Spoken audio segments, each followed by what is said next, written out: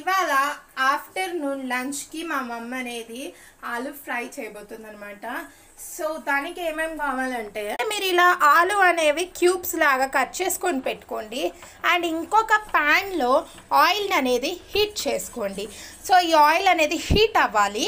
ఇలా ఆయిల్ అనేది వేడి అయ్యాక మనం ఈ కట్ చేసుకున్న ఆలు ఇందులోకి వేసేయాలన్నమాట. చూడండి మా మమ్మీ వేస్తున్నట్టు.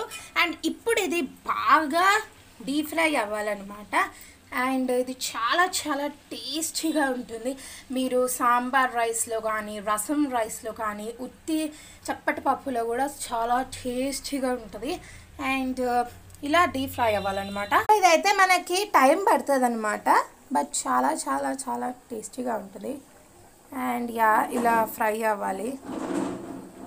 చూడండి పేపర్ నాలి సో దట్ ఎగ్స్ ఇది రెడ్యూస్ చేస్తుంది అనమాట.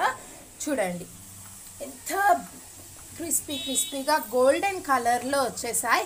ఇప్పుడు వీటిని మనము ఇలా జల్లెడ కరెండీ లాగా ఉంటుంది కదా, సో దట్ ఇలా అంటే ఎగ్స్ మొత్తం ఆయిల్ అనేది జల్లిచ్చిన తర్వాత ఇందులోకి వేసేయాలన్నమాట. సో టేస్ట్ అయితే చాలా యమ్మీగా ఉంటుంది. అండ్ నేను ఇలా మా మమ్మీ అంటే నార్మల్గా ఫస్ట్ కర్రీ ప్రిపేర్ చేసేస్తుంది. ఏదైనా డైలీ ఎప్పుడైనా కూడా ఫస్ట్ నేను ఇదే తినేస్తాను నార్మల్గా ఉట్టిగా అయినా, తర్వాత కొంచెం అలా అన్నంలోకి తినేస్తాను అనమాట. కానీ చాలా చాలా టేస్టీగా ఉంటుంది. సో ఇలా అయితే సౌండ్ ఎలా వస్తుంది చూడండి, క్రిస్పీగా అయ్యిందనమాట. సో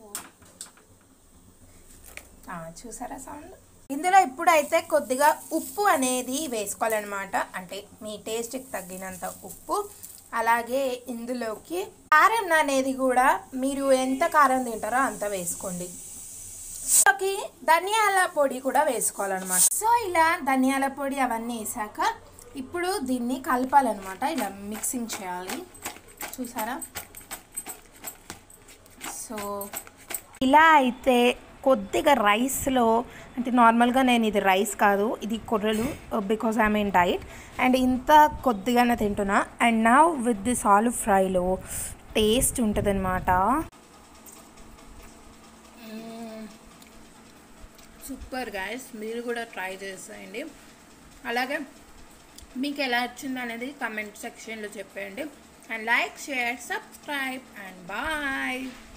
నేనైతే ఇది ఎందుకు చేస్తున్నా. బాయ్.